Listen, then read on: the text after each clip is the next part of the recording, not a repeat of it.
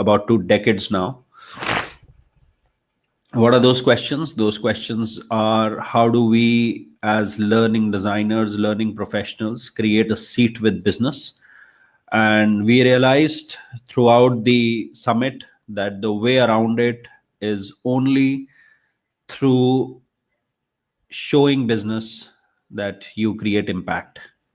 And impact, we all know, is a debatable topic, or has become a debatable topic because of our laziness. And training fraternity on a whole, across industries and different functions, in my experience, have resigned themselves to the idea that training is difficult to isolate when it comes to calculating impact. And training impact just cannot be measured, and even if you can, you're just happy with anecdotal evidence. And basically training cannot be enabler to business in a way that it can be proven. This mindset alone has created a lot of problem for us in the fraternity. And today what I'm going to do is I'm going to show you exactly what is wrong with our approach, where is it that we go wrong, and what can we do about it. What are the tools that we need, and what is the mindset and clarity in terms of knowing what we are doing. What is that, in terms of designing these programs that we do in the organization? What are those? We'll talk about all of those things. But before that, let's just exchange some more pleasantries. Monica is here from Romania. Good morning, Monica. I don't know what time is it at Romania. I should have known, but let me know. How's the weather there? The weather here in Delhi, India, the northern part of India, is getting chillier by the day. Yesterday in the newspapers, I read that 2 nights before, it was the coldest night of last 16 years. So even in my studio, guys are facing a lot of problem coming via the metro or who are driving. We know there was a big log jam at the Gurgaon toll yesterday, and everyone was caught up for minimum 3 to 4 hours, people who got stuck in that. So, I just get blown away by the commitment that my team shows for showing up irrespective of whatever is happening in the world.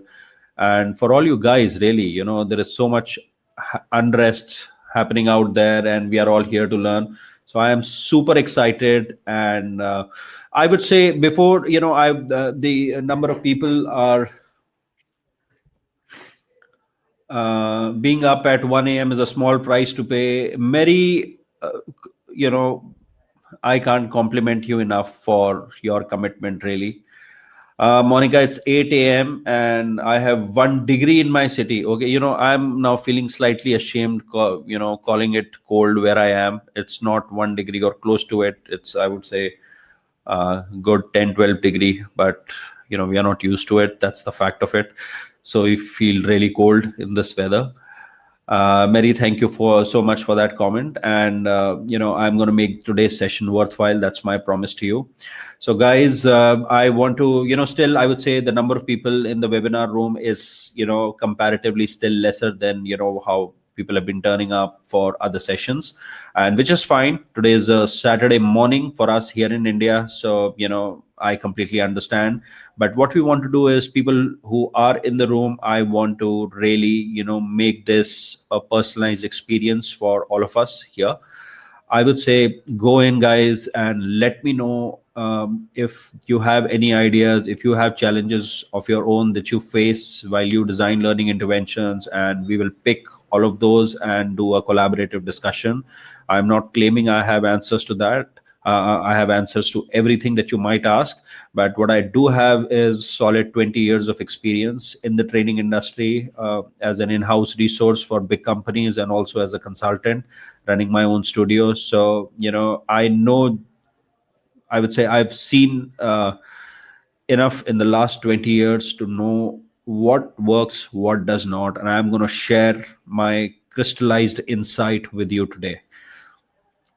Fantastic. So guys, come on to the chat panel. Let me know what is it that you would like to, specifically pick up. We are going to talk about the the design of learning interventions and why learning designs really fail and why that failure is built into that design itself. We're going to talk about all of those things today. But do let me know if there is anything specific that you would like me to pick up or elaborate on, or put that up for discussion for everyone. We could do that.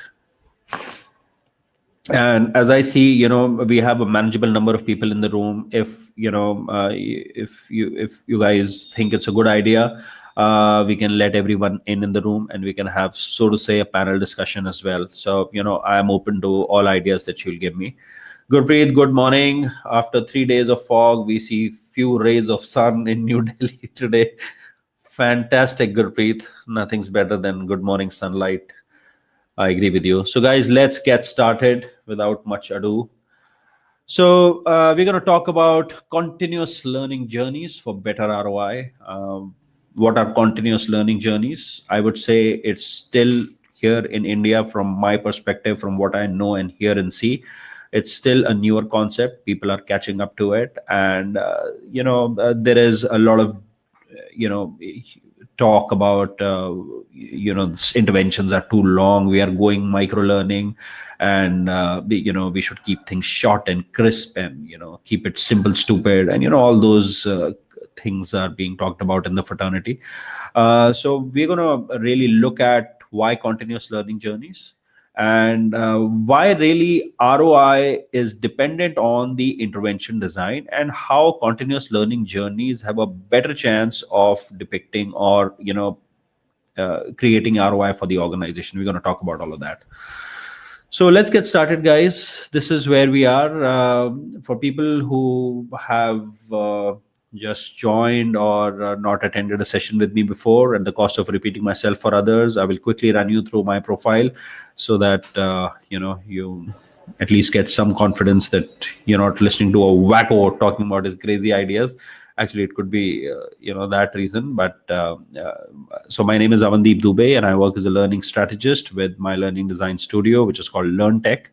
And I was recognized as top 25 most promising HR consultants in India by Consultant Review magazine. I'm author of the book Gamification for Training Leaders. That's the best rated book in the Amazon India Kindle in that gamification category.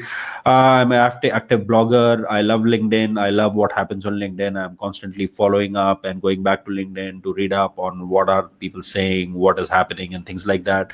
I would request you to connect with me personally on LinkedIn. I would love to follow you. And I'm very interested in knowing what people are doing, and just following up on that. So it's a good idea to stay in touch.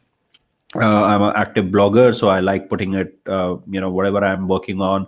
Usually, I like to put that out for, people to give me a comment, corrective feedback, and things like that. I'm always looking for, comments, so that I can get a third party perspective. As a designer myself, I am completely aware of the, parent syndrome that we as designers develop. I actually am a parent. I have 2 children. And I feel a lot of that also creeping into my work when I get too attached to the things that I create, and it's a bias, and it pulls us down, and we are aware of that. But a lot of us are not. That's what I've also realized. So a lot of the pieces in personal development actually start with questioning yourself and checking if you are on the right track, and constantly calibrating yourself. So that has been my philosophy to really challenge the way things that the way I'm doing things, and just try out something new and see if I could do something else. So sorry for that short rant.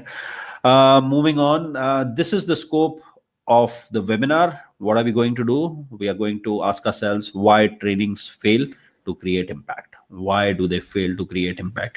Now, guys, here is my own personal experience. I used to work for a big American multinational here in India for a good number of years, and as a part of the training department, and later leading one. I used to feel a little bit of ashamed of myself and my team when we used to stand up, at yearly review meetings and talk about what we did. And mostly, we would talk about things that business people in the room, when we started presenting, they were least interested, because we really, now that I look back on it, we really had nothing for them to share that will excite them. We had no, valid figures that we could quote. All we were talking about was how much of effort we had put in as a department to create this, training that we keep doing in the organization. So, and at that time, I frankly did not have so much of insight to know what it is that I could do more to bring in the impact. And I used to always defend my position and say, hey, we are doing our best and things like that. And now, after so many years, when I look back, I clearly see that I could have done things better. There are far better ways of doing things than the ones that I was stuck in. And because of that flaw in my character to defend myself for the things that I have done, and not really be able to, look at it critically and say, okay, what else I could have done that would have made things better. I just lacked that in the beginning of my career. And when I look back, I just feel if I had to change one thing about me, I would say, I wish I could be a little more critical of my own doings, and really, listen to other people more patiently. And frankly, no, as you hear other people, nobody gives you ideas in terms of what you should do, but they let you know how they're feeling. And typically I would catch on to those feelings that, okay, you guys did a great job, and clap for them, and we're handing out awards to your team, and things like those happen. But deep in your hearts of heart, that it's a show that you are part of, and you're not in the leading position. So why do trainings fail? And I have an answer to that, and I am going to be sharing that in this webinar with you. Let's start with the most important thing that we're going to discuss today. Guys, we all know what a forgetting curve is. Okay. More than one speaker during the Learning Design Summit have shown some form of forgetting curve in their own presentations. Why is it that training leaders and learning designers need to really know this graph by heart? Now look at what this forgetting curve says. This, by the way, so if you just Google the forgetting curve, you will get to see, who created it and what was the reason behind it. And what's interesting part is that since this idea hit the academic circles, this idea has never been challenged. So I haven't come across a more popular study in terms of how long is it that people are able to retain information if they encounter it the first time. And as you can see very clearly in this graph on the left, you see that on day 0, let's say you imparted some piece of information to anyone, and you could do this test also on yourself, read up something which is absolutely new that you have no clue about. Read this on day 0. Try to revisit it on day 1. In fact, if you just look at the origin of how this study was created, it was created by a gentleman who did this experiment on himself and figured out how long does it take for him to completely forget things. And as you can see in the graph, that the ability to retain the wholesomeness of that information decreases with each passing day. And pretty much around the 7th day, you have dropped to the 10% of what you had remembered or what you had encountered on day 0, which is 7 days earlier. So what we are saying is that within 7 days, your participants will not remember 10% of what you tell them. This is a fact that we have to embrace. We may not like it, but we have to know this is the fact and we have to embrace it. And the sad part of this is that this is content agnostic, which means that no matter whatever is the type of content that you are delivering, if the content is fairly new for the learners, what are the chances they will remember 90% of it on day 8th? The chances are equal to 0. People will remember 10% of what they had learned 7 days earlier on that 7th day. This is something that no matter how superstar of a facilitator you are, or no matter how much of storytelling you did, but if you talked about something which was new to your learners people are going to forget it. That's just the way things are. Of course, this generalizes to quite a bit. Of course, there are life changing experiences that people have. uh, you meet with an accident, or something so grave happens in your life that you don't forget what happened. So all those memories is what is not coming into account here. We are specifically looking at the scenario where people encounter new information, they are given new information, they read it, they spend their time learning it, and then after 7 days they will remember only 10% of it. So this, as learning designers, we have to know is the fact that we have to work against, or work with. So what happens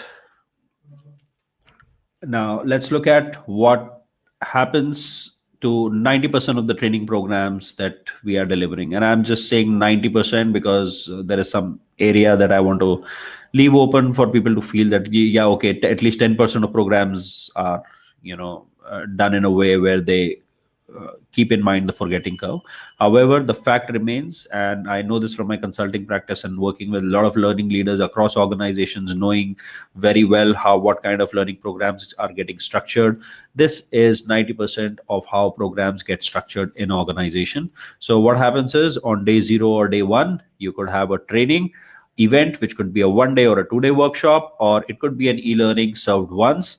And then after day 2 or maybe day 3, you can have a quiz and you can check how much they remembered and things like that.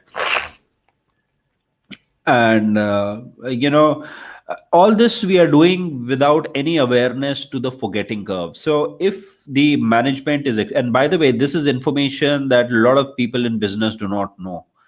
And we are such romantics that we believe that if you really put in the effort to create your training material very well, and if you are a fantastic facilitator, the learnings that you are going to deliver in the classroom are going to stay with people for their lifetime. So we've had our times romanticizing these ideas.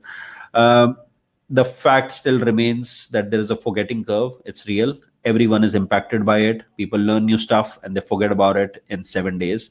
And the way we deliver and design our training interventions or training programs, we don't keep in mind the forgetting curve. We just do 1 day or 2 day style delivery, and then just we let people be.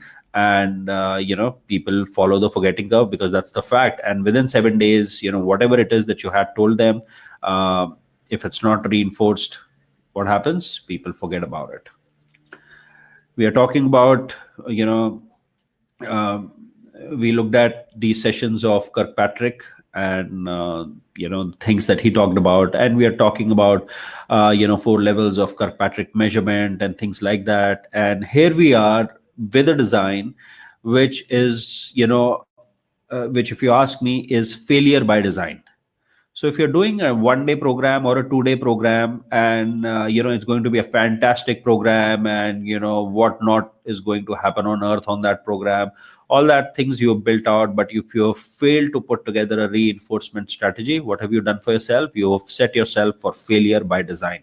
So your design is flawed. And lack of, if your training intervention has lack of reinforcement, then it is going to fail for sure. There is no two ways about it. No matter you are the Shah Rukh Khan or the Amitabh Bachchan of the training world, and you are the best facilitator out there which Mother Earth has seen, irrespective of all of that, people are going to follow the forgetting curve. This is something that we have to pay attention to as learning designers. Sorry about that, it's getting slightly cold here. Alrighty, so let's move forward. Now, what is the way around it? The way around it is to create reinforcements. What kind of reinforcements? We know the tools. Okay, what are those typically?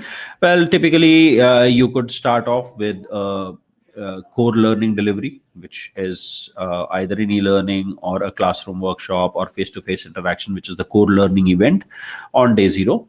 And then you could follow it up with an email that, hey guys, this is what we learned, and I'm just creating a quick summary of things that we must remember and things like that. By the way, building reinforcement for your training is a skill in itself, if you ask me. How do you build reinforcement for training? See, you will cover hours worth of content. People will not remember that, and you are aware of that. So what are you going to do? You are going to create mental hooks so that people are able to remember, at least the concept, or be, creates some kind of a mnemonic for them so that they are able to recall, or in their memory, what is it that they studied, by creating some kind of well written alliterations, or some kind of two liners, or funny statements, or statements that can encapsulate the theme of what you talked about. And that is a fantastic way to create summary for your training. Typically, I will share with you my secret sauce here, where I deliver classroom training programs. What do I do? For every piece of content where I have more than 3 to 4 slides, or even if I have a single slide, if I want people to remember it, I create a rhyme out of it. And I know that people will forget everything, but the rhyme is likely to stay. So uh, one way to create reinforcement is to go on the second day and say, hey, let's look at all these rhymes we created in the classroom. There's a quick a review of that and things like that. Then after maybe another 2 days, you have mobile LMS, through which you are pushing some more content and giving people more ideas, something like of advanced level of the content you can start sharing. You could also call people in for coaching, or for further webinars, or so many things that we can think of that we can do to create reinforcement. The only problem that I see is that the piece on reinforcement is thought about but never put in place with an iron fist. It is always left unstructured, and even if there is some structure provided to it, we as learning designers and training fraternity want to delegate that job and not be a part of that journey with our participants. So and even if we have that intention, just to get people back into the room, or just to get people to respond to a communication that you sent out, it's a challenge by itself. So by all means, the fact really is, in my view, that you as learning designers are either not building in reinforcement in the learning design. If we are building reinforcement, then we are not following it through. If we are following it through, then things falls through, seeps through the cracks, and things don't happen as per the plan. And we don't though we take the responsibility of doing the core learning event all by ourselves and ensure that that happens very well. However, for the reinforcement piece, we are frankly cool about it. If it happens, great. If it doesn't happen, then you gave people the opportunity, they didn't make the use of it, it's their loss. So I've heard so many times comments like these, and it just disheartens me. So as learning designers, one thing is very clear, that we got to build in reinforcement and of the training content, and also own up the responsibility to ensure that the reinforcement is people engage with the reinforcements that we create. Now, a very important question is, how long should the intervention be? So one thing is clear, that 1 day programs are not cutting it. 2 day programs are not cutting it. Why? Because of the forgetting curve. People forget everything within the 7 days. Great. So we build in reinforcement. We've got that. Now, how long should I build the program? Should it be 5 days long? Should it be 10 days long? Should it be 15 days, 20 days, 3 months, 6 months, 1 year? How long should I really design the program? Where can I find that information? So this is the question I've tried to answer in the next slide.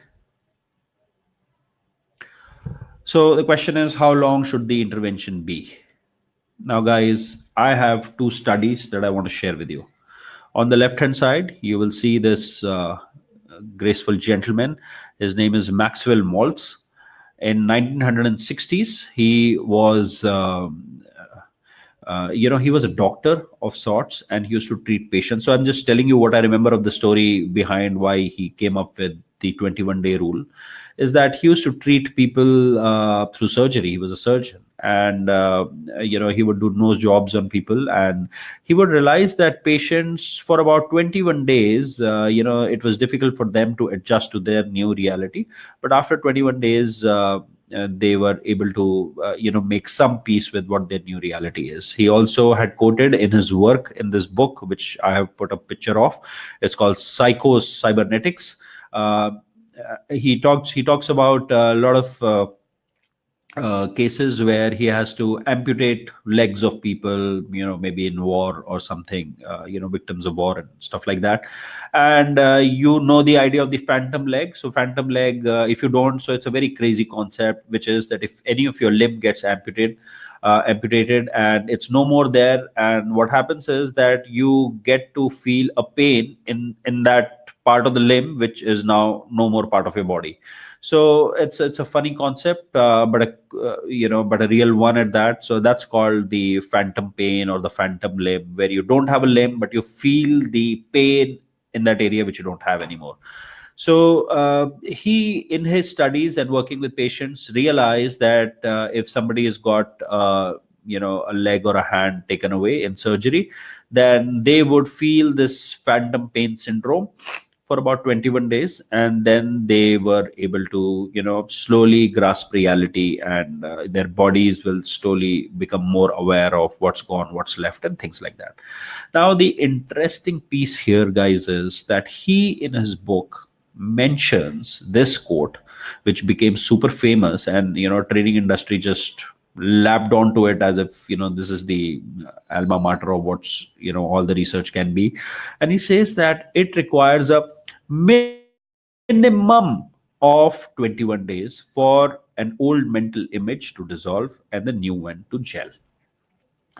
He uses the word minimum in his quote, which became super famous. So what did we do as the training fraternity and the learning industry?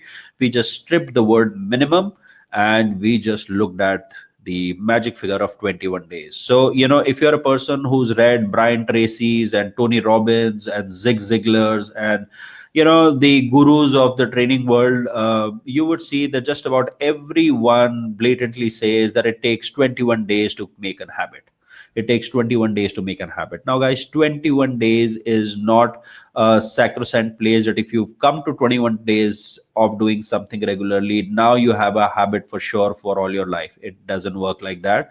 Even, Maxwell Maltz said that 21 days is the minimum. When he says minimum, it means it might be 21 days for some people, but then for some people it could be longer. But we didn't pay any heed to that. We said, okay, 21 days, okay, it takes 21 days to create a habit, so let's just go with that.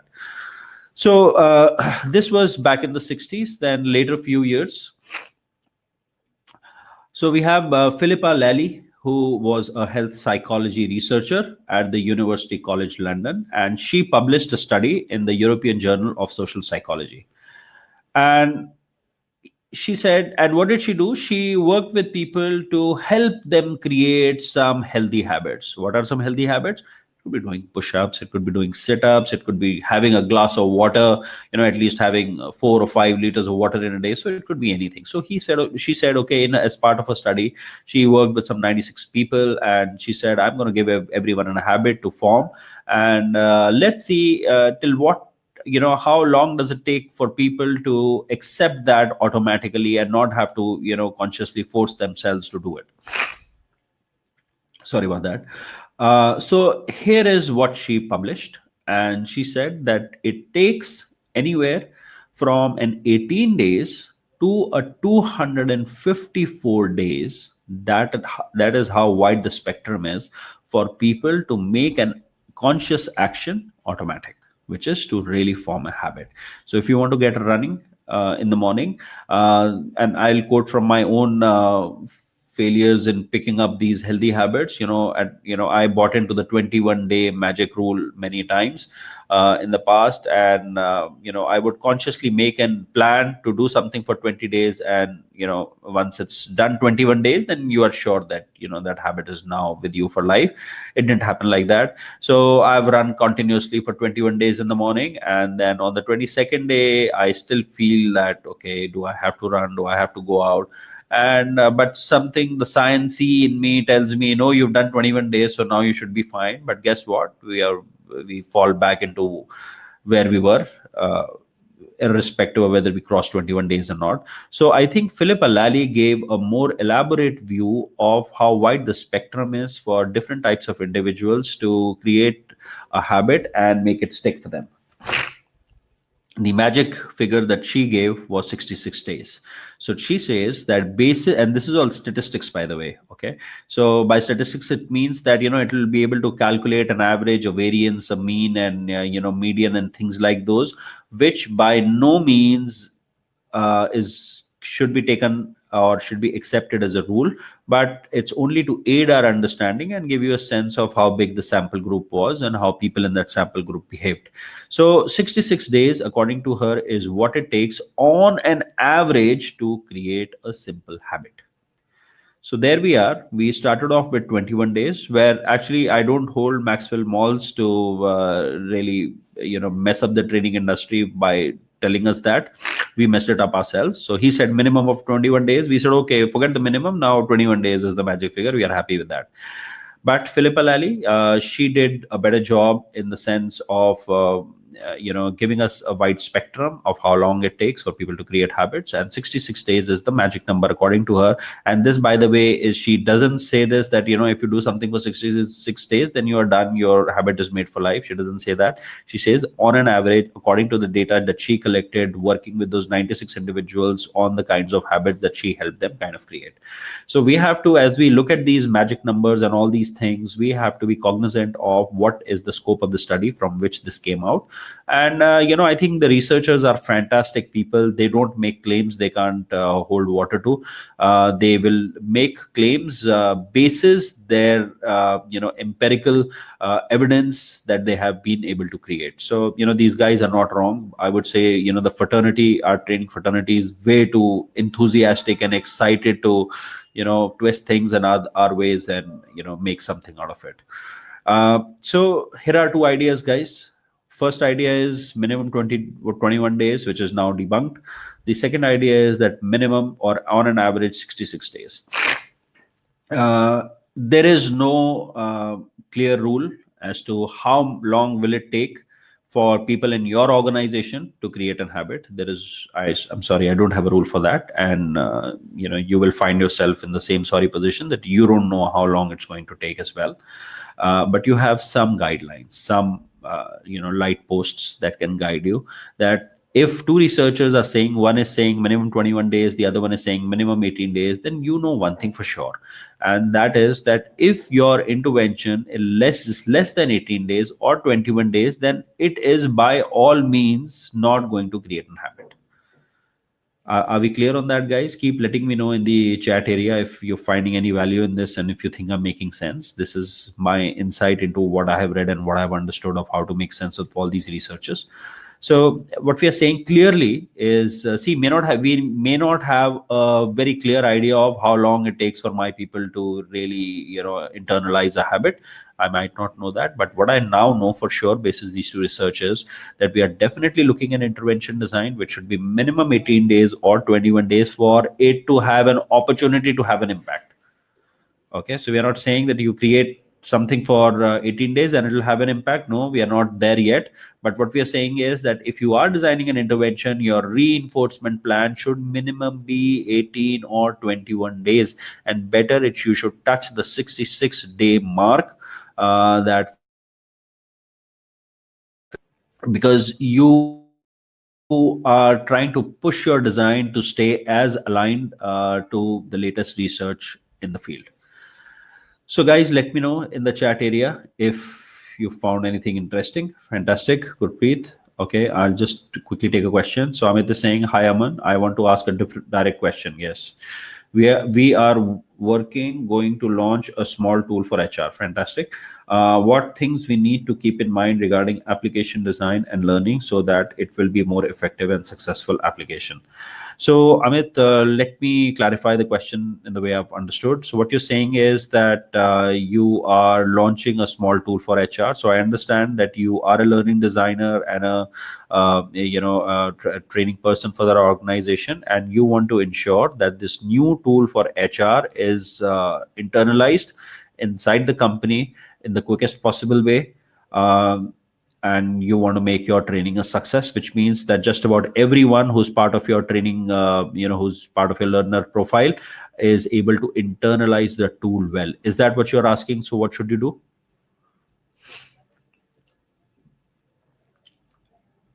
Okay, so Gurpreet, I hear you saying, can you repeat the 66-day point? Yes, I can do that, sir. No problem. Amit, if that is your question, then I would say that look at these two theories. Yeah, look at them, and one thing you know for sure now, Amit, that whatever it is that you're designing, if it is not reinforced continuously for 18 or 21 days, then you have no chance for making that a success.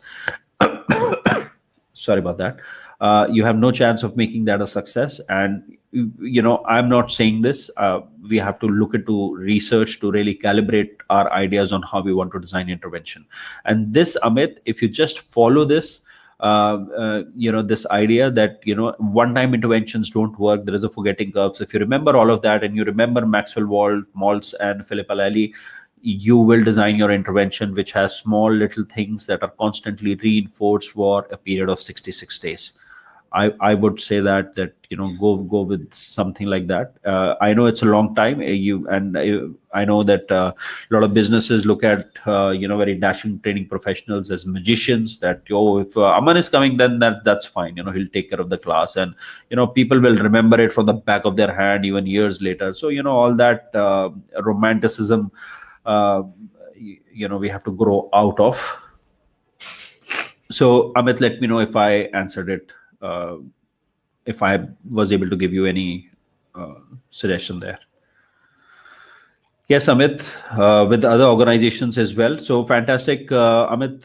If you are looking to create deep skills in that specific application and you want everyone to be thorough, one idea to take from here is that it should minimum be 18 to 21 days. And if you can reach the average point mark given by Philip Allali, it will be the best.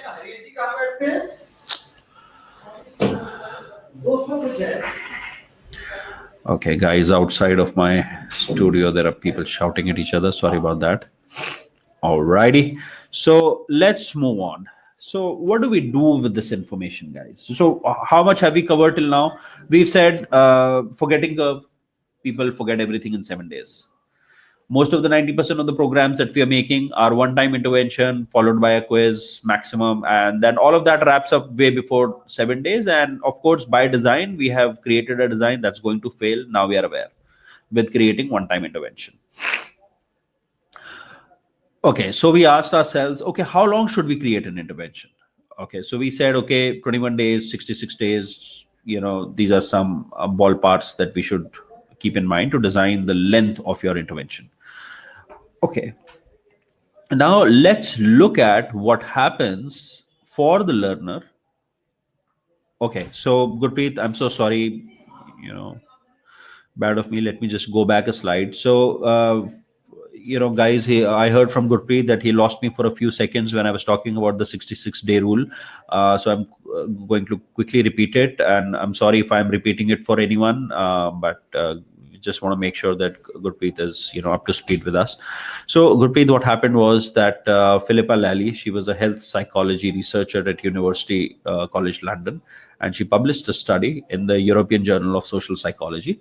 And her study was that she was helping people. So she created a group of 96 people, and she said that I'm going to help all of you guys pick up one new health habit. What were those habits like? Doing push-ups. They're doing 20 push-ups a day, doing some sit-ups, doing some crunches, having 5 glasses of water in the first 2 hours of the mornings, things like that.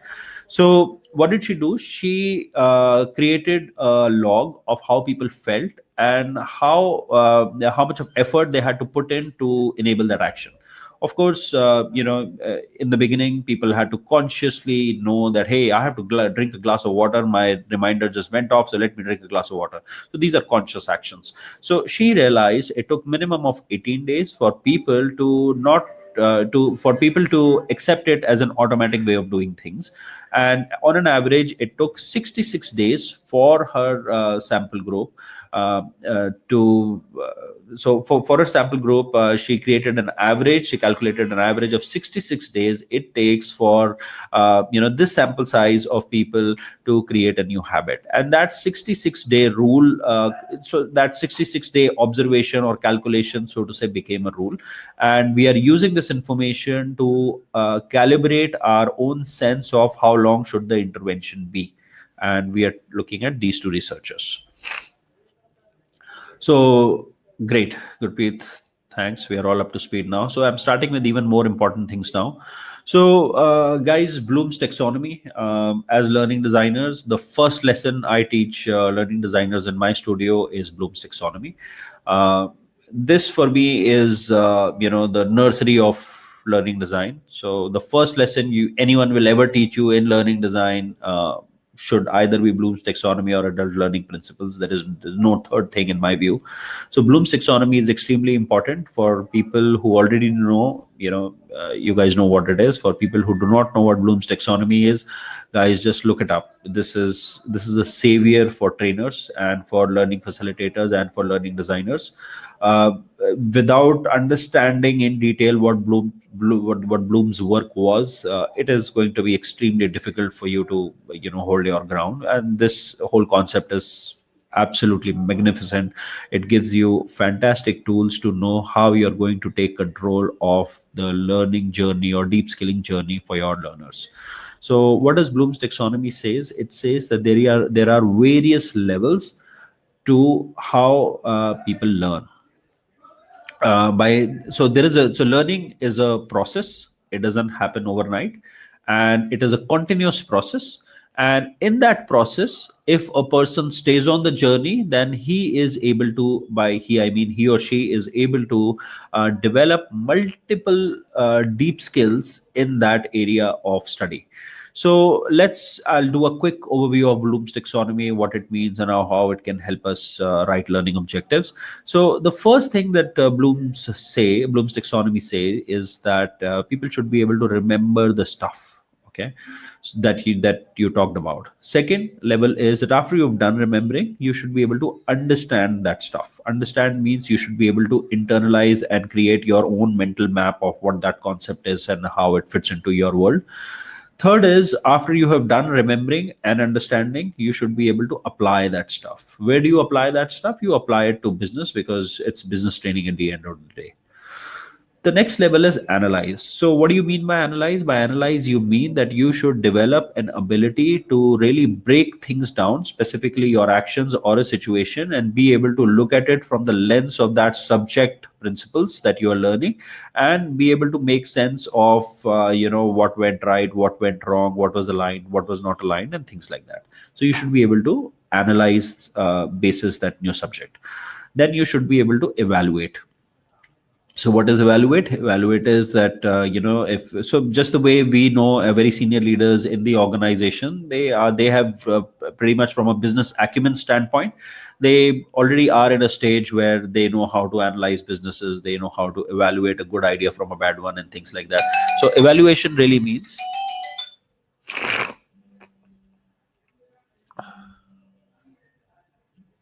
sorry, so evaluation really means that you have the ability to know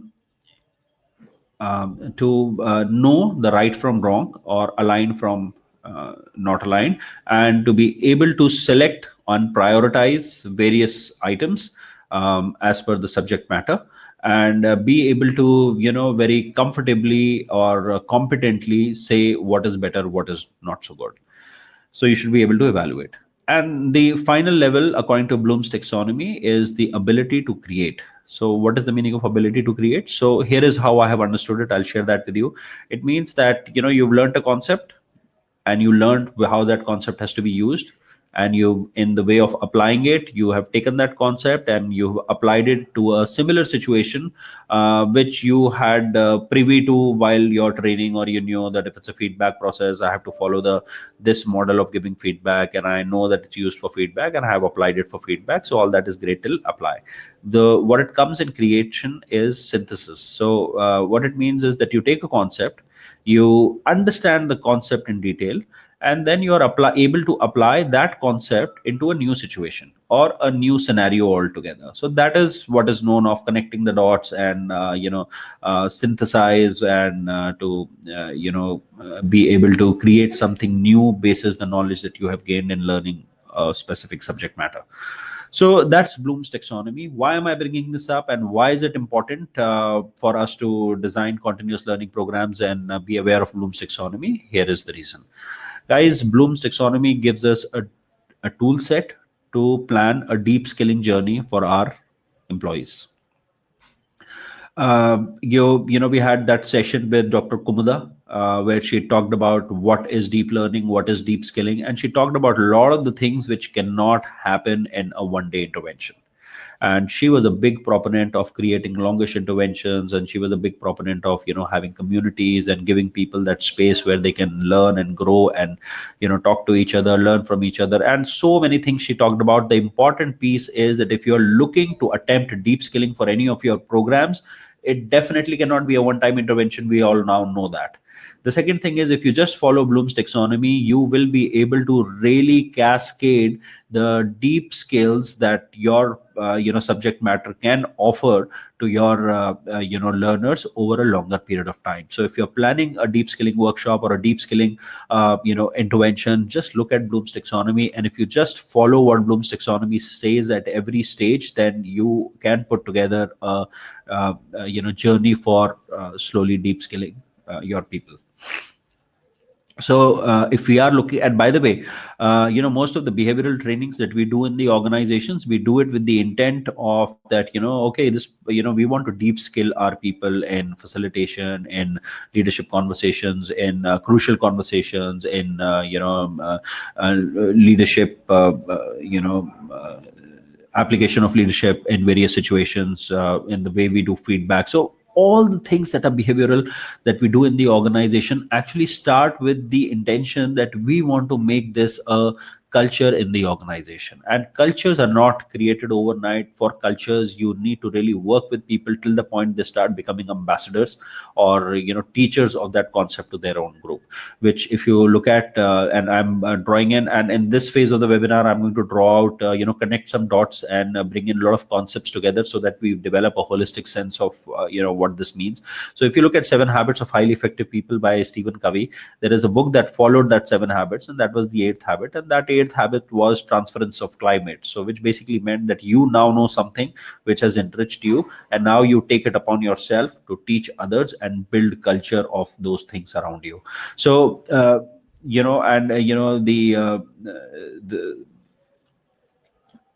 okay, so I'm forgetting one name. So what we are really saying here is that the ability for a learning designer or a trainer to create an intervention which is long drawn, which can uh, uh, deliver deep skills for their learners, it has to be rooted in Bloom's taxonomy, because it gives you the tools in which you can create these experiences for people to make that leap. Alrighty, so here we are.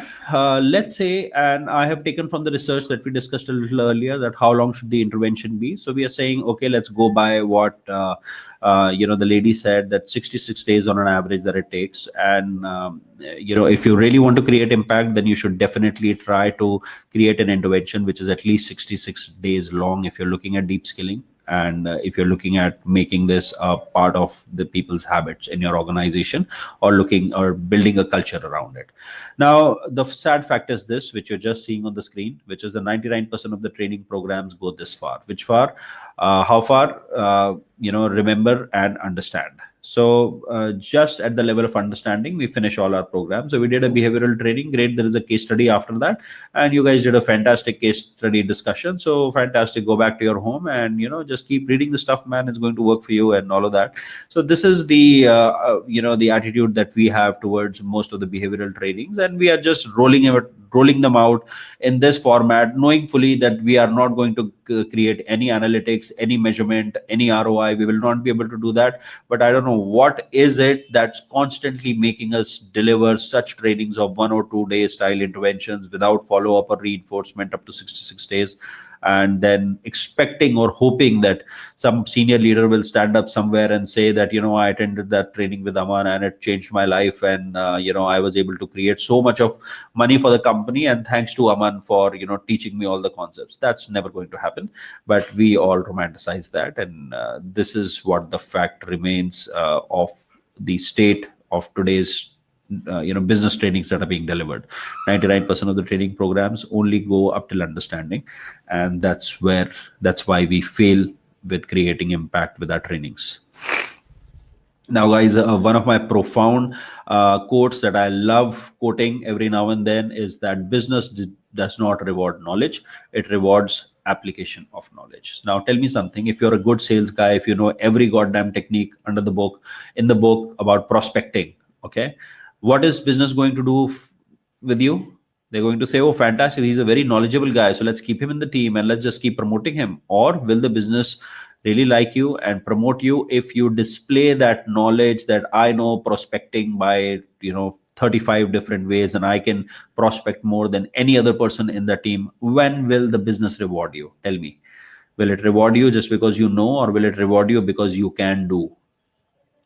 Guys, let me know in the chat area. I know it's one of those MTV questions, but let me know that you're there and you're listening. So, the fact is that impact for the business starts where? It starts at the level of application. Before that, it's commentary. It doesn't have any impact in business. Business is not interested. People scored 85 out of 100 or 99 out of 100. It doesn't make sense to business. But business starts to take notice when we are able to show application. And you remember that slide that we showed earlier? The impact to business only comes to play after you help your learners apply what they have learned to their work. And this is where I call the flaw in design, that 99% of the programs are not even going there. So if we say that our trainings are not creating impact, it's because we are not even going into the area where it will start even creating an impact. We are not even going there. Okay. And we are stopping our trainings way before that, and we are romanticizing the ideas of how do we measure impact on business. Boss, you're not going to measure impact on business if you have not taken your learners through the journey of application, analyze, helping them build the acumen for analysis, for helping them to get the skills to evaluate, and helping them get the skills to create something new basis your training. If you're not even with our learners in that journey, and we are romanticizing impact on business, then clearly this is a slide that I felt should be a wake-up call for us. So this is as clear as it gets, guys. One day training program followed by a quiz. You're not even going into the area where you are creating any impact in business. So if you want to create impact on business with your training programs, what do? You start understanding that you have to go the long way with your learners and help them not just put scores on a sheet, but help them apply it in business, help them with all the other skills that Bloom's taxonomy gives us a very good direction on. Alrighty, so let's move forward. So here is another alignment, one more idea on how Bloom's taxonomy is related to Kirkpatrick model. So guys, look at Bloom's taxonomy, which is on the left-hand side. And we know the area now where the business starts to feel impact, which is in the area of application. Now let's look at the four levels of Kirkpatrick. The first is reaction. And reaction is, straight after the training program. You did your e-learning. So here is a 5-star. So select how many stars you would give this to this e-learning. How much of net promoter score would you give to this e-learning? Would you recommend this to another friend? So do all of that. All of that is captured in reaction. Sorry about that. Then you have the second piece, which is retention and knowledge, and these ideas are directly related to the two levels of Bloom's taxonomy where you remember and understand. So you can check knowledge and you can check understanding by all the types of assessments that we know of that we can do. So it could be knowledge assessment, or it could be a case study analysis or something like that. But we are still in the first two areas of Bloom's taxonomy and Kirkpatrick model. And only when you are now attempting the learning objectives which are in the application phase of Bloom's taxonomy, it's only there that you will actually be able to do any behavior change measurement. Because see, unless people start to apply, how will you change behavior or measure behavior on top of that? So a very quick alignment into Bloom's taxonomy and Kirkpatrick model. And as you can see, after behavior change, the result on business, which is the money saved and all those things, they start to play out and you can only measure those if you have walked your learners through the journey beyond remembering and understanding to analyzing, evaluating, and creating. So if you've given your people that journey, then you can look at using Kirkpatrick model and measure results. And the fact is that, as we talked about, that from a Bloom's taxonomy perspective, around the area of understanding is where we stop our training programs, and then we want to measure the impact on business. So why it doesn't work? Because it doesn't work because we are not in the area where all of that has happened, and we are at a very distant position, imagining that we've created impact just by getting our people through, ensuring that they understand the concept. So guys, let me know if you're following along. If seeing any value, just keep letting me know, guys. Chat area is open. Alrighty. Okay, so let's move forward. Yesterday, Miriam did a session on evidence-based approach to learning design. A lot of us attended that, and I think a lot of her colleagues from her college were also there. She talked about a very interesting concept, which is how do you provide feedback? And she talked about single loop, double looped, and triple looped feedback. For people who did not attend her session, I'll give you a quick rundown of what these three types of feedbacks mean. So the first type of feedback, she says, that leaders can give, or trainers can give, or supervisors can give to their people is a corrective style feedback. What is a corrective style feedback? Corrective style feedback is their answer is not 13, it is 14. So you correct somebody and you tell them the right answer. So that's corrective style feedback. Now, what I have done in this slide is I have tried to relate how that feedback journey, how relates to Bloom's taxonomy and to Kirkpatrick. When will you give corrective feedback? You will give corrective feedback only up till those levels of Bloom's taxonomy where till where we are only helping build understanding of that subject. The second type of feedback that she says we can give is a directive style feedback. What is a directive style feedback? Directive style feedback is that, hey, so I have a new sales guy in my team. I'll say, boy, this is not how you make cold calls. So to make cold calls, first you do is you just read up on the company of the person that you're calling, and then have at least something to say which will get him interested within the first few seconds of you opening the call. And let me just show you how it's done. And I show that person that this is how you do a quick research, and this is how you open the call. So what have I done? I, to my own team member, have just directed on how to do it by providing directions, by doing it myself.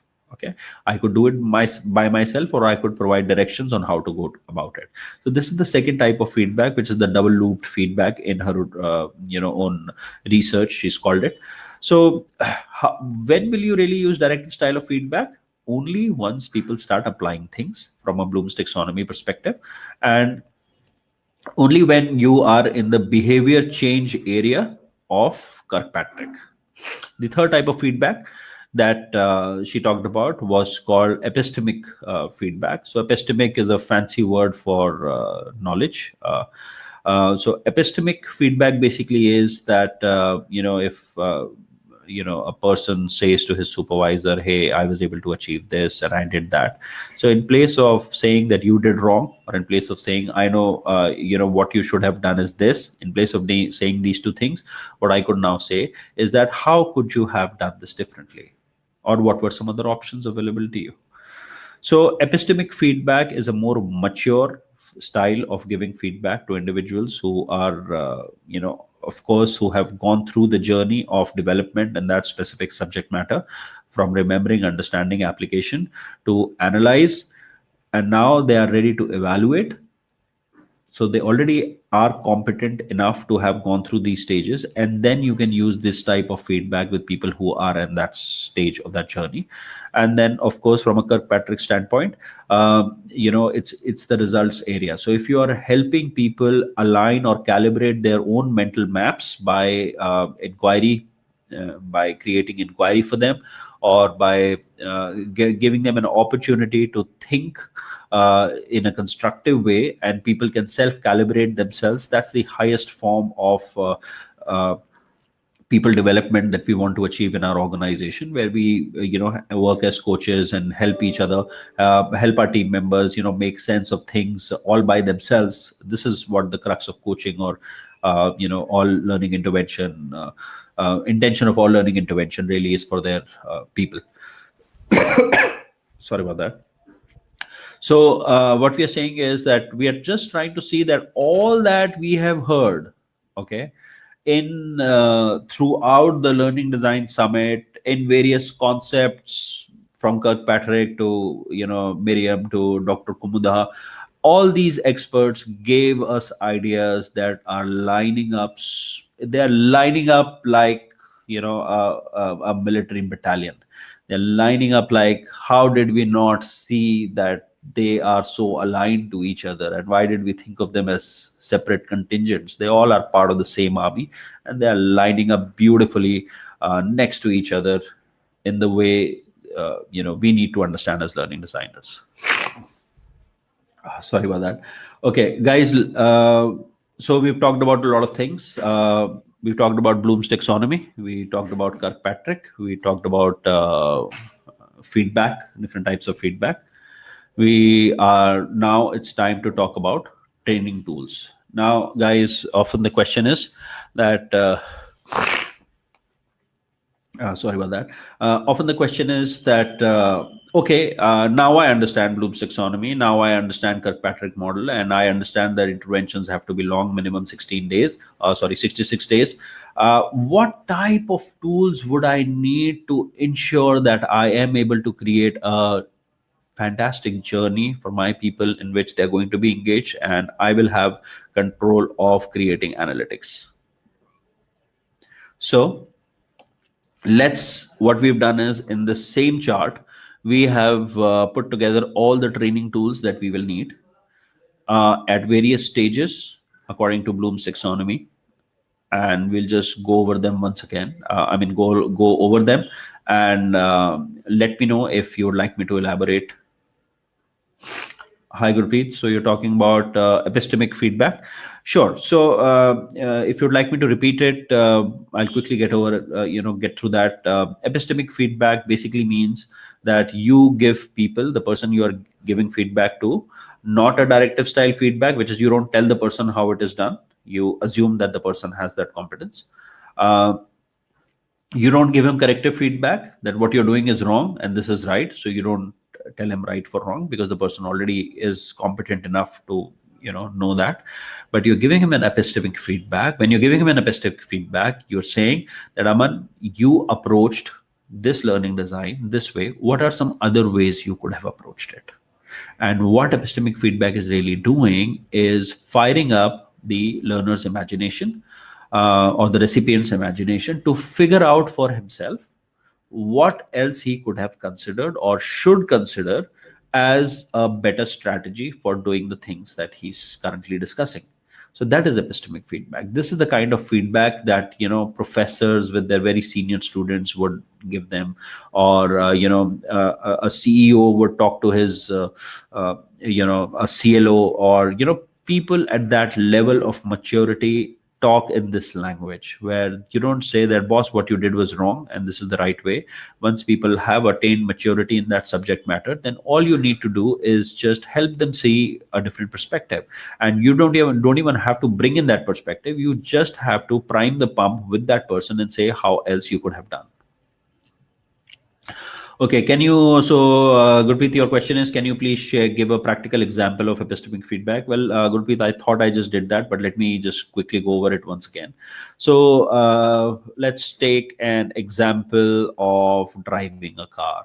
Okay, so somebody who's just learning to drive a car, and you are sitting next to him, you are his coach. What are the first few things what are the first few things that person will make a mess of? If you are in India and you're driving a stick car, so you will put in the first gear and you will release the clutch very slowly. And of course, the first time the car is not going to, you know, get driving on your first release of the clutch, the car will pretty much, reach a halt. Okay. Okay, so Gurpreet, you're saying great, got it. Fantastic. So I will move over, guys, from this slide to the next one. But I think we get the idea of the maturity of feedback that we can give to our people, and the culture that we are creating, in which we train our leaders to give these three types of feedbacks at different levels of maturity of people. If any of us in the room have read Ken Blanchard and his situational leadership ideas, there it's so beautiful. It just aligns together like, like one battalion. In Ken Blanchard's book Situational Leadership, he talks about a type of leadership called the supporting or coaching style of leadership, in which he says that you do not give uh, you do not give a directing or very harsh type of feedback to people who already are competent in carrying out that task with ease, but you provide some support by asking them questions which get them thinking. That's it. So just stick with that.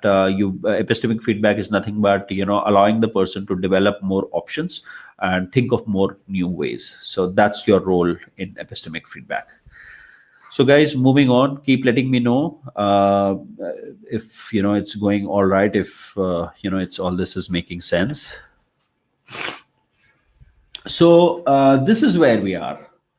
What we are saying is that there are multitudes of tools that one would need to put together a journey that is minimum 66 days long. It is aligned to the Bloom's taxonomy, and where, in which milestone or which pit stop of your journey. Gurpreet, it's Ken Blanchard. um, so you would know in which part of your journey you can do what types of measurement aligned to the Kirkpatrick levels of measurement. Okay, so what are these tools? So one is a training event, which we all are masters at, which is a workshop. It could be e-learning, whatever it is, we know how to do that, so no discussion required there. The second piece is the quiz. Okay, and let me in fact go here. So, and you would you'll keep aligning this to Bloom's taxonomy as well. So first is the learning event, which can, from a Kirkpatrick's point of view, can help you create reaction to that training event. The second is a quiz that you could do. Quiz is aligned to the first phase of Bloom's taxonomy, where you are testing remembrance.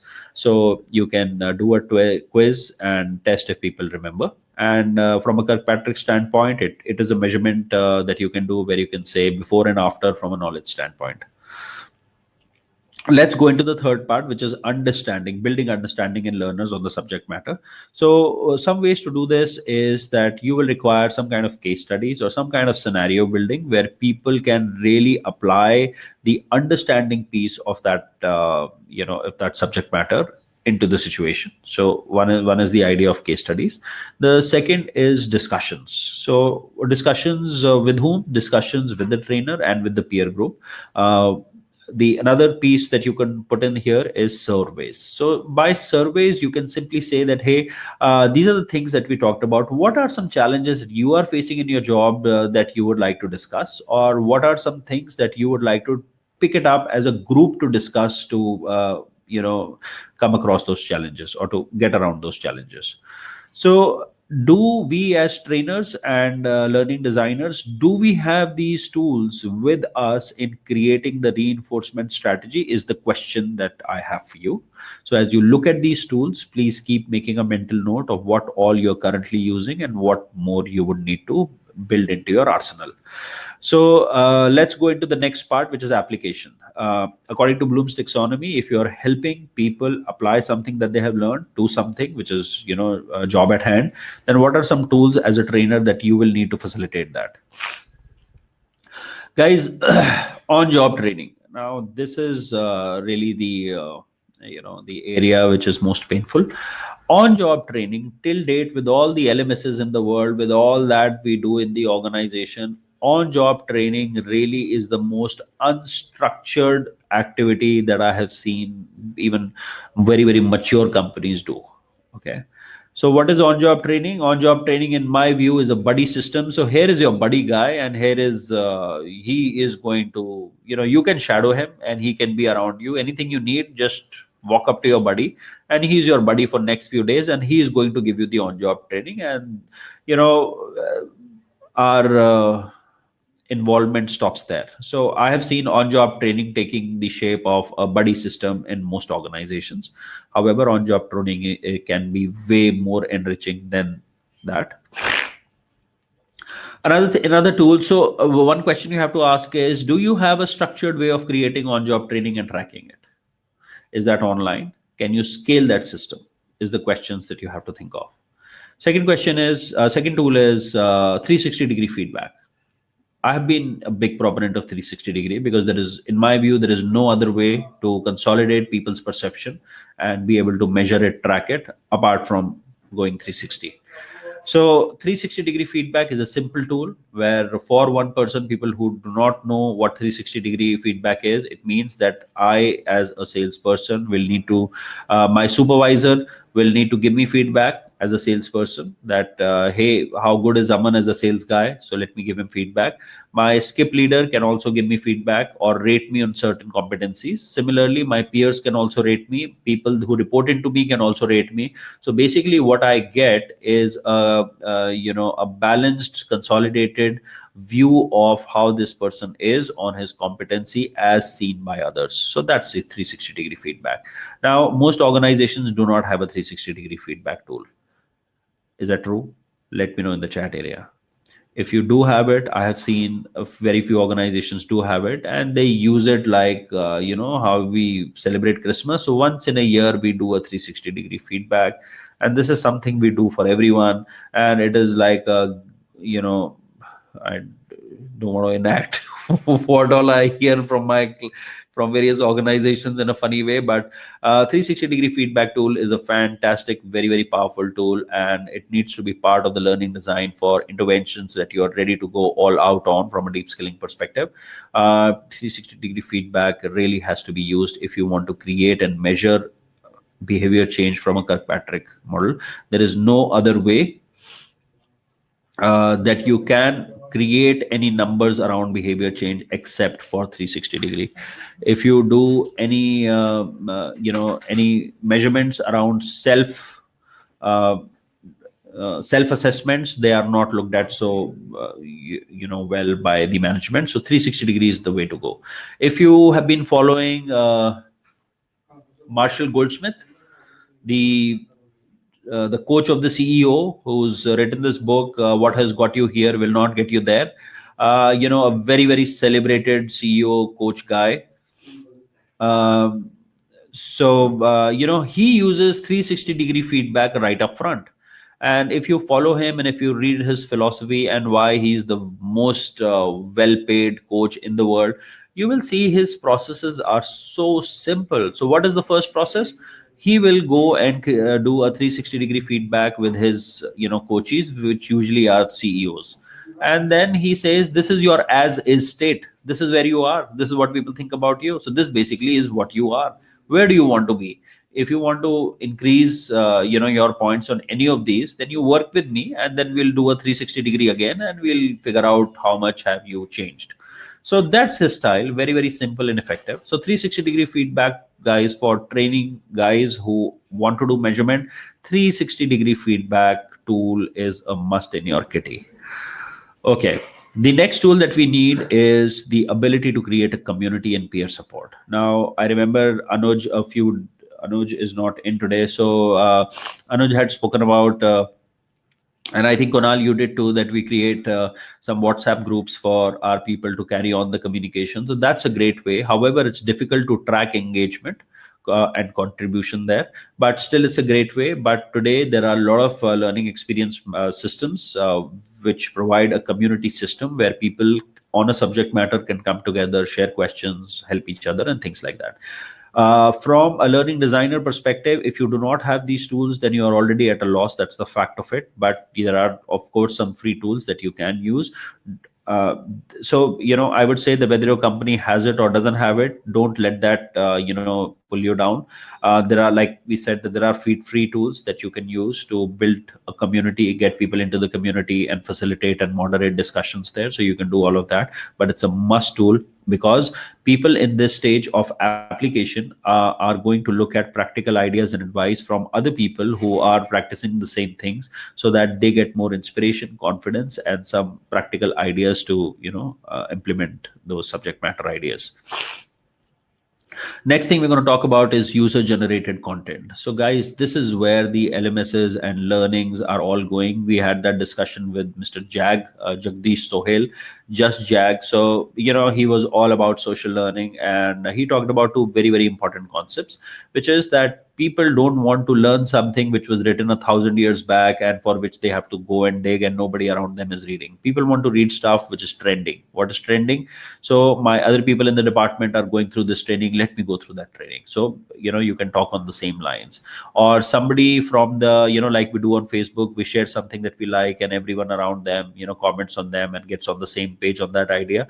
So user generated content is going to be the next frontier for learning designers to include in their learning design. Of course, it's going to be technology enabled, and the LMSs or learning experience management systems that we are using will need to support us in creating these kind of designs for our learners. One other piece of user generated content that I have used very effectively is the giving people or creating a sense of a distributed authorship inside the organization. What is the meaning of distributed authorship? It means this, that as a training department, only you have the ability and the authority to create content. So you can either create content by yourself, or you can get SMEs and work with them to create content. So there is always a control that training departments have enforced on the source of the content, and they usually are the custodians and the creators of the content. However, that said, the world that we are moving into, our people should have the ability to pick up their phone, create a quick video on a recent experience that they had, and be able to share it with other people in the department, so the other people can like it, comment it, give you some more ideas and things like that. We are getting there, guys. Social learning is going to get bigger and bigger and bigger, and if we are not aligned to what social learning, how to implement social learning in our own organizations, we are going to fall way behind. So social learning is going to be, to my mind, it is going to be the biggest thing that hits the learning industry in the next few years. And it will be for learning designers to really lead the race and say that, I have social learning enabled for my people. This is how I do it. And it becomes a good case study. The next thing I want to talk about, which is a training tool, is coaching. So coaching is... So how do we use coaching in the classroom? Guys, feel free to let me know. How do we use coaching as part of the learning design? It was my question. Feel free to let me know in the chat area. How are you currently using coaching? So what is coaching? Coaching is this, that, you've told your people, you've given them a training on how to do prospecting very well. Let's say this is a training for sales guys.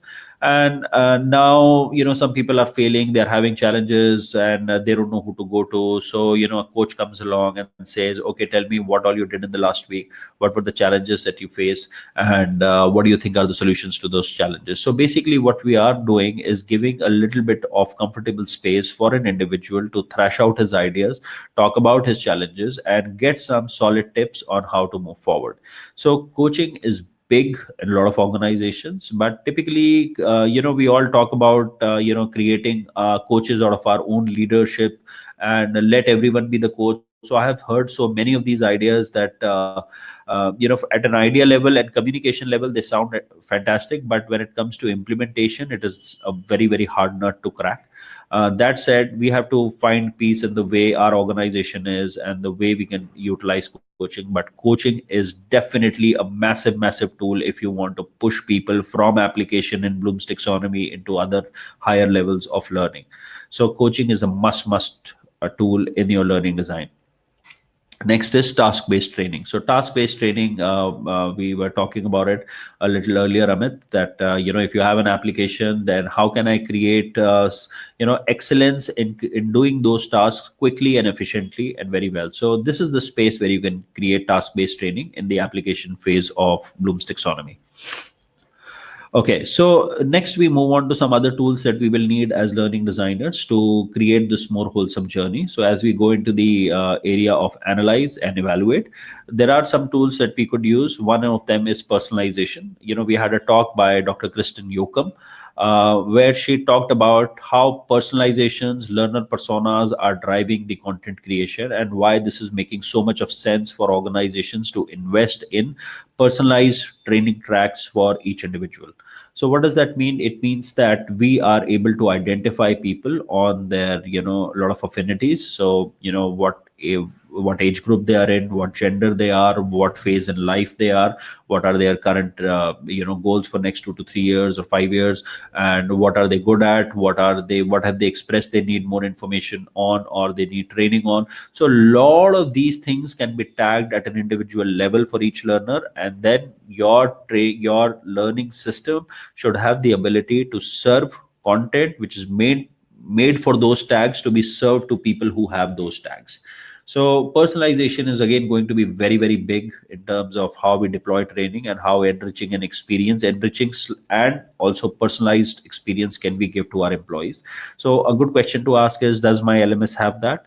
If not, then what can I do to create personalized training? You can still manually do it, but like I said, if you're looking at scalability and being able to create a product that has a life of its own, and knowing that you as you will always be understaffed in the training department, and you will not have enough resources and gung ho after the training and few days after the training to be able to create these personalized learning experiences for people. It's just very difficult to do it manually.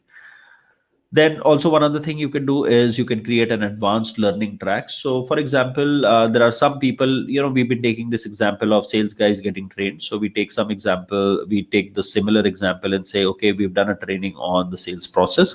Some people now want to become full-time cold callers. So there can be an advanced learning track for those people who've shown some talent and who want to take that learning further. There could be some people who are more interested in negotiating. So for them, you create a separate track basis, their area of interest. So that's what can happen here. If you look at Bloom's taxonomy, the final level of somebody really mastering a subject matter is their ability to create new stuff from what they have learned earlier. What can companies do? Companies can put together or facilitate a fat cat team style ideas. So what is the fat cat team? It's nothing but a cross-functional team in which people get together and think of new ideas, processes that they can implement in the company to make it to optimize their resources and infrastructure and things like those. So these are all the training tools that we need to put together, that we can include in our intervention design, to make them long and give these different type of experiences which are aligned to different levels of Bloom's taxonomy achievement.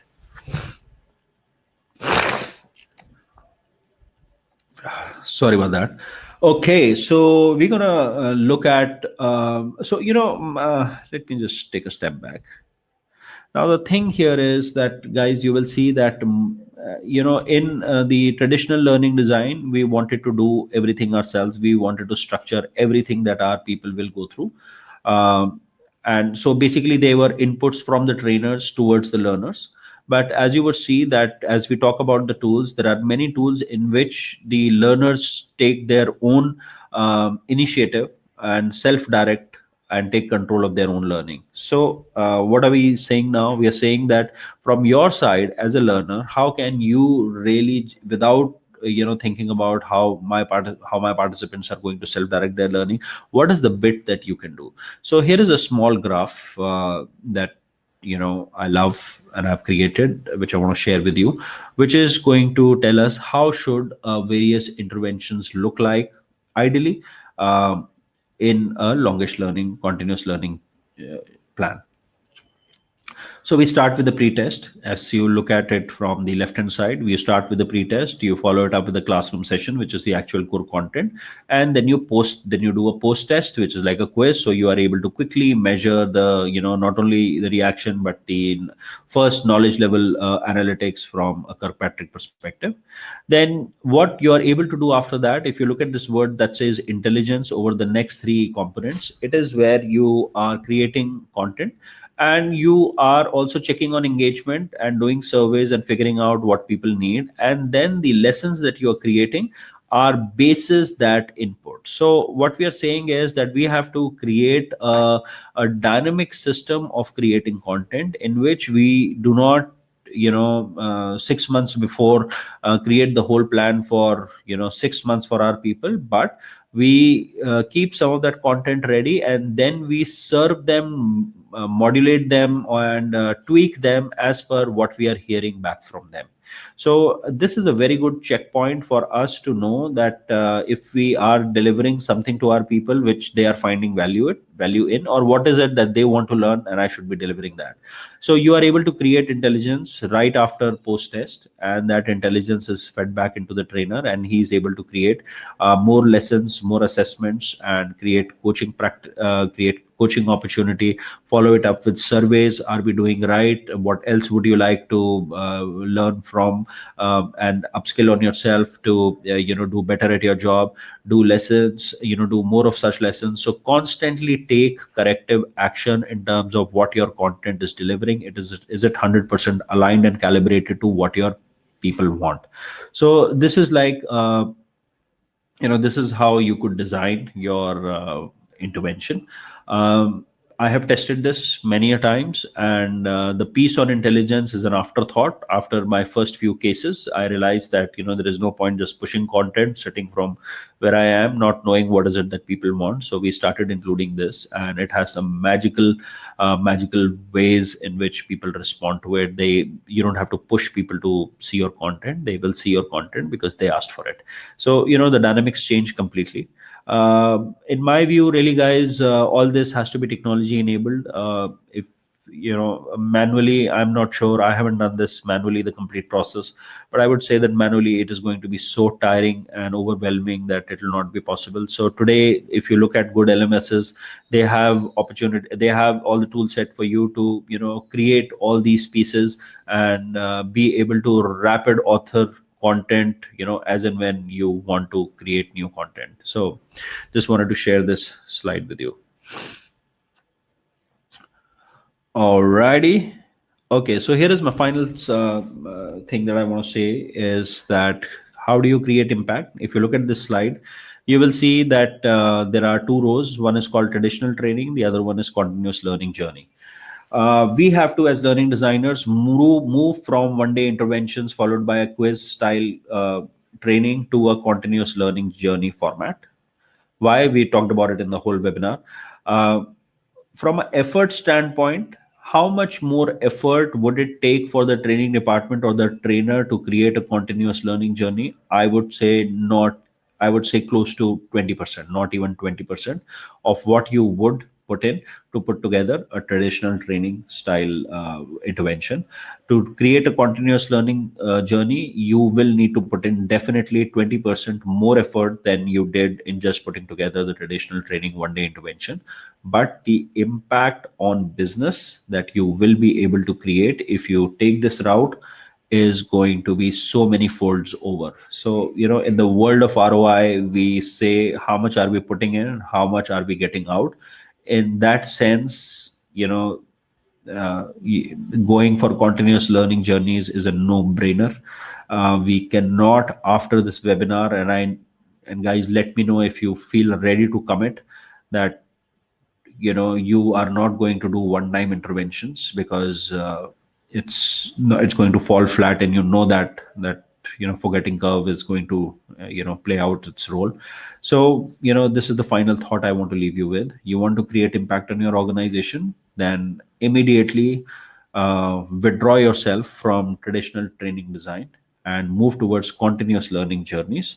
And we talked about all the tools that you can put in place to create that journey. We talked about, from a trainer perspective, what is the level of engagement that you can do in creating content by collecting intelligence and creating more content, constantly doing dipsticks and things like that.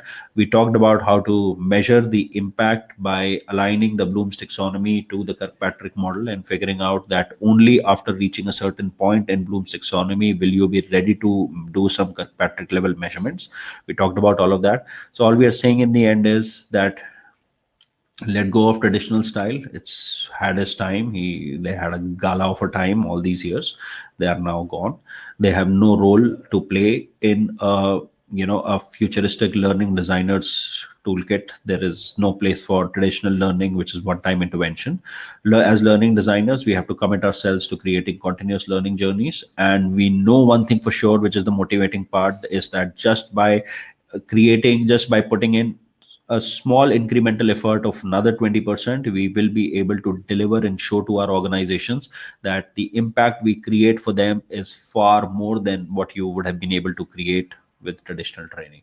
Guys, traditional training will only give you anecdotes. It will only have faces of people with a nice testimonial who say that, I attended Aman's training, it was great, I had a gala of a time, and I think Aman is great and all of that. So that's going to be, that's going to make us feel good, but it's not going to do anything for the organization. If you are interested to secure your job in the longer term and stay relevant and stand out as a learning designer in the fraternity and in your organization, and if you want seat with business, and if you want people to take notice and say that here is a guy who knows how to make things happen and how to change things, continuous learning journey is your only friend. So with that, guys, that's all I had. Let me know if it made sense, if you would like me to answer any of those questions. Okay, so Kunal, there is a question from you. I have come across some customers who do not appreciate pre-tests. Of course. So, uh, you are on a mission, Kunal. There will be, of course, be people who will pull you down and who will say what you are doing is absolutely wrong and it's not worth it. But you know now that what you're doing is right, and these are the challenges that we will face anyway.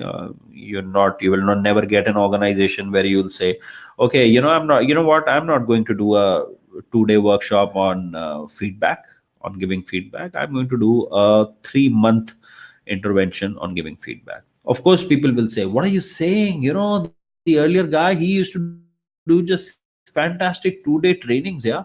Why do we have to do 3 months? And then you'll say, no, it will have to be 3 months. And then people will push back, and then you will make a point, and then you will get people on your side. And just by working with somebody who's passionate, dedicated, driven, and on the job all the time, a lot of people just take their objections back. They don't want to mess up with a guy who's on a mission. That's my personal view. And if you are a guy who's coming across as a clumsy, lazy guy back from watching binge watching Netflix last night, so if you are a guy like that and you don't have weight in what you say, people will push you back and you will get pushed. But if you're a guy on a mission and you're in the mission of really protecting your job in the longer term, people will put objections, but you will find your way around it. So that's my 2 cents, Kunal. I don't know if it helped.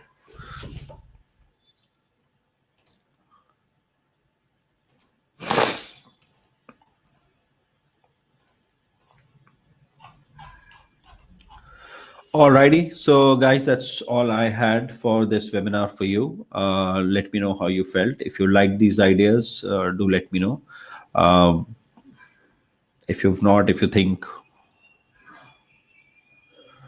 absolutely, Kunal, dedication pays, and I think it's important for people to also see you as somebody who is a dedicated professional. And if you are able to build that reputation for yourself in the organization, a lot of the things that you will say, they will just go unchallenged, because that's the power a good reputation, does for you.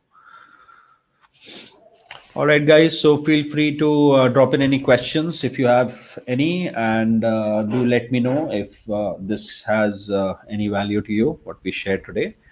Love to, take up any questions.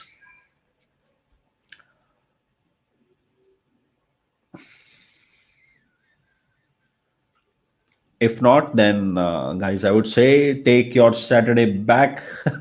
Go back doing those nice things that you've planned for the day. It's a day off for most of us, and make the most of it.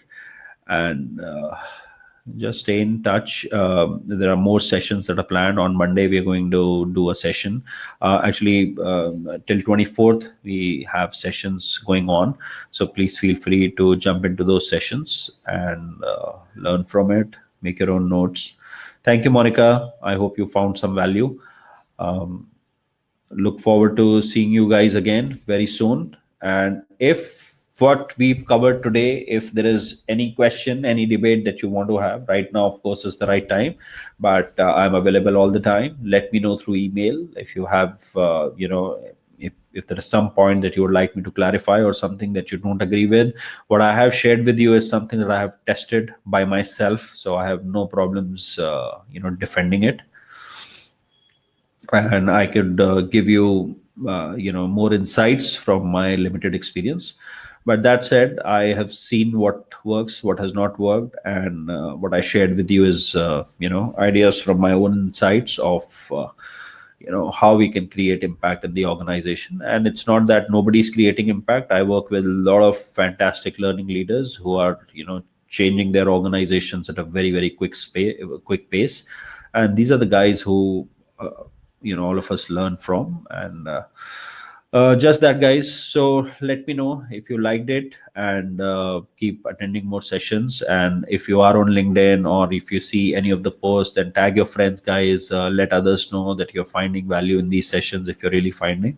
And I'll be back at your service again, Monday morning, and that's when we'll resume our session. By the way, Monday morning is a session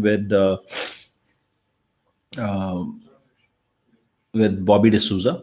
And Bobby is electrifying trainer. He's a public speaker. He is a typical motivational trainer. So he goes and stands up in front of, thousands of people, and creates his magic, and people go all, crazy with his ideas, with his, with the energy level that he displays on stage. So he is a typical motivational speaker who's able to electrify very large gatherings. I was lucky to, get him on the summit, and when I told him that this is what I want to do. And very interestingly, Bobby is a guy who was a training manager with the company few years back, and he took it upon himself to become, a world renowned motivational speaker, which he has become now. He's constantly booked, all the time. He's constantly traveling and doing these shows, across various corporates. So, he's going to share with us what is it that he does to engage people in a large gatherings, or training style format. So not a session to be missed at all, because you're hearing it from somebody who's electrifying thousands of people in one session. So he's got some, insights that you don't want to miss. And I remember at the time of recording the session, Bobby's energy and his whole style was just, very him. So you don't want to miss him at all. That's Monday morning, and few more sessions coming up beyond that. So till then, guys, have a lovely weekend, and I'll see you soon. Till then, bye bye.